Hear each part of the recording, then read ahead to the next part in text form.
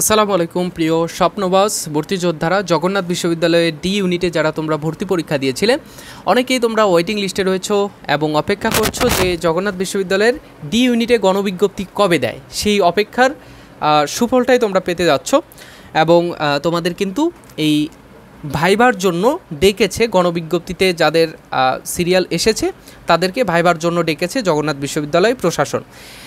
সেই নোটিশটাই কিন্তু আমরা একটু দেখব। এখানে দেখো, এইটুকু অংশের মধ্যে তোমরা একটু দেখো যে জগন্নাথ বিশ্ববিদ্যালয় 2024-25 শিক্ষাবর্ষে স্নাতক প্রথম বর্ষে ডি ইউনিট ভর্তি ইচ্ছুক শিক্ষার্থীদের অবগতির জন্য জানানো যাচ্ছে যে আগামী 24 তারিখ রোজ মঙ্গলবার নিম্নোক্ত মেধাক্রমধারী শিক্ষার্থীদের সাক্ষাৎকার ডিন সামাজিক বিজ্ঞান অনুষদ এর কার্যালয়ে অনুষ্ঠিত হবে।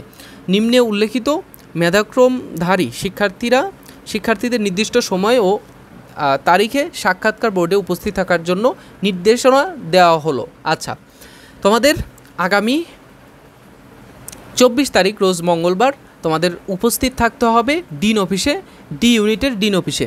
আচ্ছা, সামাজিক বিজ্ঞান অনুষদের ডিন অফিসে তোমাদের উপস্থিত থাকতে হবে এবং তোমাদের এখানে বলা হয়েছে যে উল্লেখ্য যে শিফট অনুযায়ী নির্ধারিত সময়ের পরে কোনো শিক্ষার্থী উপস্থিত হলে, মানে সময়ের পরে উপস্থিত হলে তোমাদের এই ভর্তি কার্যক্রমে তোমরা অংশগ্রহণ করতে পারবে না। ঠিক আছে, অর্থাৎ তোমরা ভর্তি হতে পারবে না।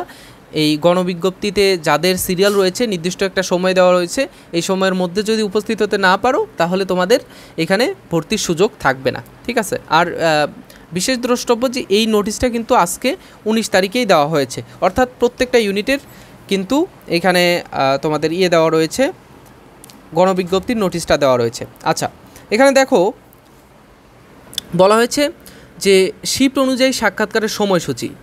প্রথমে দেখো, ব্যবসায় শিক্ষা অনুষদ প্রথম শিফটে 83 থেকে 110 পর্যন্ত যারা রয়েছে মেধাক্রমে তাদের ডাকা হয়েছে। মানবিক বিভাগের যারা প্রথম শিফটে পরীক্ষা দিয়েছিল তাদের 467 থেকে 515 পর্যন্ত ডাকা হয়েছে। 467 থেকে 515 পর্যন্ত ডাকা হয়েছে। আর প্রথম শিফটে বিজ্ঞান শাখা থেকে যারা দিয়েছিল 145 থেকে 165 মধ্যে যাদের সিরিয়াল তাদেরকে ডাকা হয়েছে। এদের নির্দিষ্ট সময় দেওয়া হয়েছে, এই সময়টা হচ্ছে 9টা থেকে 10:30টার মধ্যে তাদের উপস্থিত থাকতে হবে। ঠিক আছে, 9টা থেকে 10:30টার মধ্যে তাদের উপস্থিত থাকতে হবে।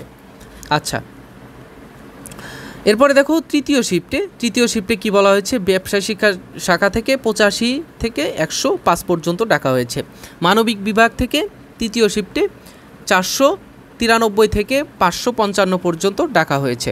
বিজ্ঞান গ্রুপ থেকে বা বিভাগ থেকে তৃতীয় শিফটে ডাকা হয়েছে 154 থেকে 188 পর্যন্ত এবং এদের এই সময়টা হচ্ছে 11টা থেকে 12:30টার মধ্যে তাদের উপস্থিত থাকতে হবে ডিন অফিসে। ঠিক আছে, আর তোমরা বলছিলে যে আমাদের সাক্ষাৎকারে কোন কাগজপত্র আনতে হবে, কি কাগজপত্র আমাদের রিকোয়ারমেন্ট রয়েছে, সেটা হচ্ছে তোমাদের যেই অ্যাডমিট কার্ড ছিল সেই অ্যাডমিট কার্ডের মূল কপি এবং ফটোকপি তোমাদের সাথে নিয়ে আসতে হবে। মূল কপি এবং ফটোকপি সাথে নিয়ে আসতে হবে।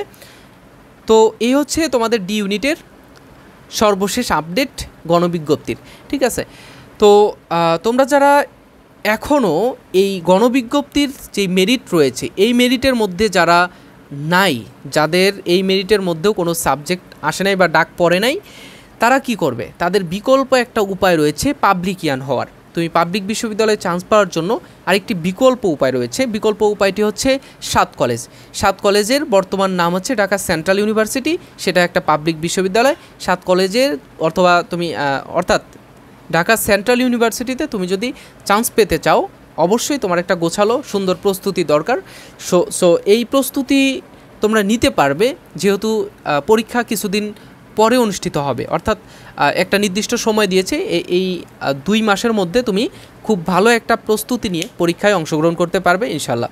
ঠিক আছে, তোমরা যারা পরীক্ষা দেবে অবশ্যই ডেসক্রিপশন বক্স চেক করবে এবং যারাই তোমরা এই ভিডিওটা দেখছো অবশ্যই ডেসক্রিপশন বক্স চেক করবে। ঠিক আছে, কারণ ডেসক্রিপশন বক্সে তোমাদের গুরুত্বপূর্ণ বিষয়গুলো আমি তুলে ধরেছি, সেখানে তোমাদের লিঙ্ক দেওয়া রয়েছে, লিঙ্কগুলোতে তোমরা ক্লিক করে কানেক্টেড হয়ে নেবে। ঠিক আছে, তো আজকে এই পর্যন্তই। নেক্সটে তোমাদের এই ইউনিটের গণবিজ্ঞপ্তির নোটিশটা আমি দিয়ে দিব ইনশাল্লাহ। পরবর্তীতে দেখা হচ্ছে। সে পর্যন্ত ভালো থেকো, সুস্থ থেকো। আল্লাহ হাফেজ। আসসালামু আলাইকুম।